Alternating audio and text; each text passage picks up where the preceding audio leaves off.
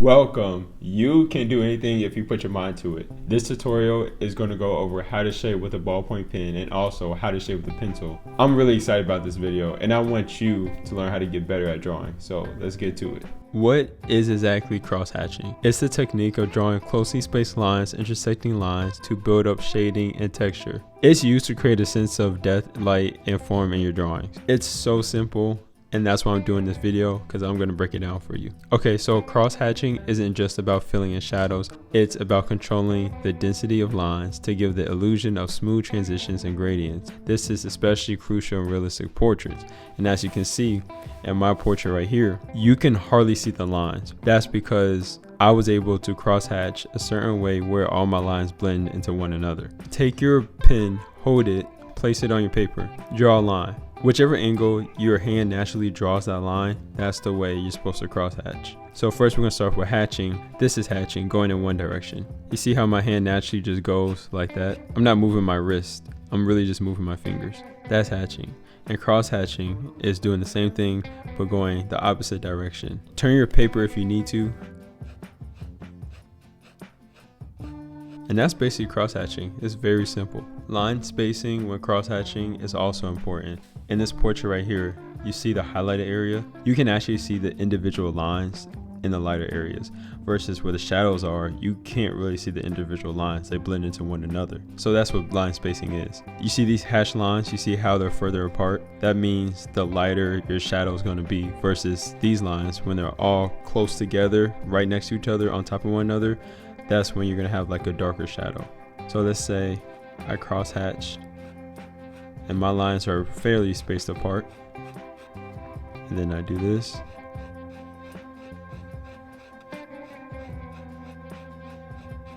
See, they're fairly spaced apart, so that gives it a lighter shadow versus if I put them real close together.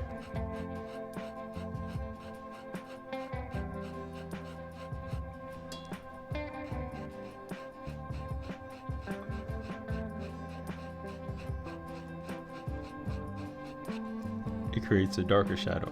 I told you this was simple. Remember though, when you do draw in lines, consistency is key. When you first start hatching or cross hatching, you might do it like this. You might have some space apart, then some real close. But over time, the more you do it, the easier it is to control the spacing. So you can have even spacing like this.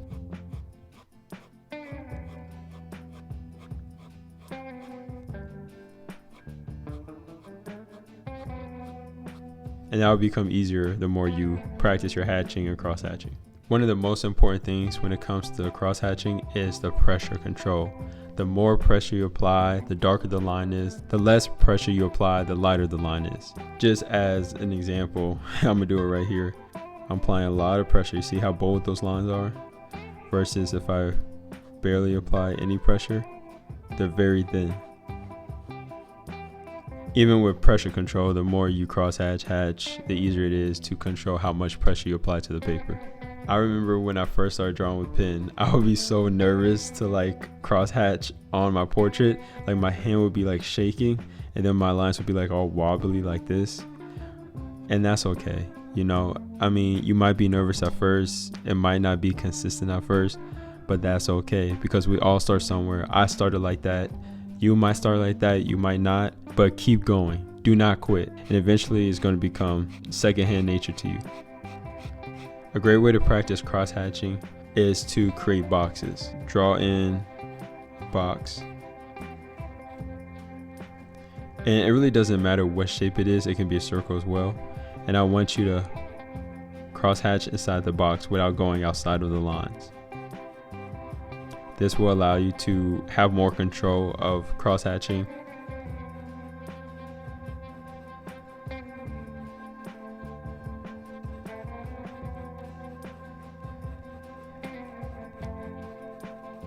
The goal is not to go outside the lines. You also want to make sure you have control of the line width. Sometimes when you're cross-hatching, you don't plan on making the line long, but it happens. So it's great to try to do short lines and then practice like medium lines and then do long lines.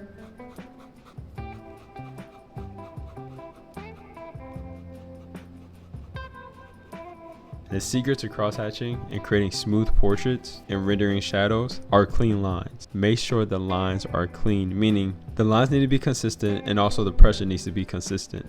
Now, let's get into one of the last steps to cross-hatching, layering. Layering is so important. I know I'm saying all these steps are important, which they are. This right here, this box, I layered my cross-hatching, and that's how I was able to get these shadows. It's just layers and layers and layers of lines. That's all it is. So let me show you how layering works. I kind of just did it right here. When you cross-hatch, you layer naturally because you're going in different directions with the lines. These lines, and I'm going different direction.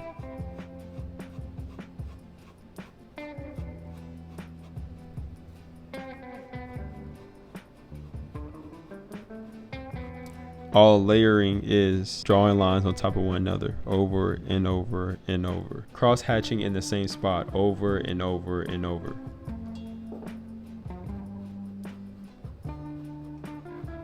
And that's layering.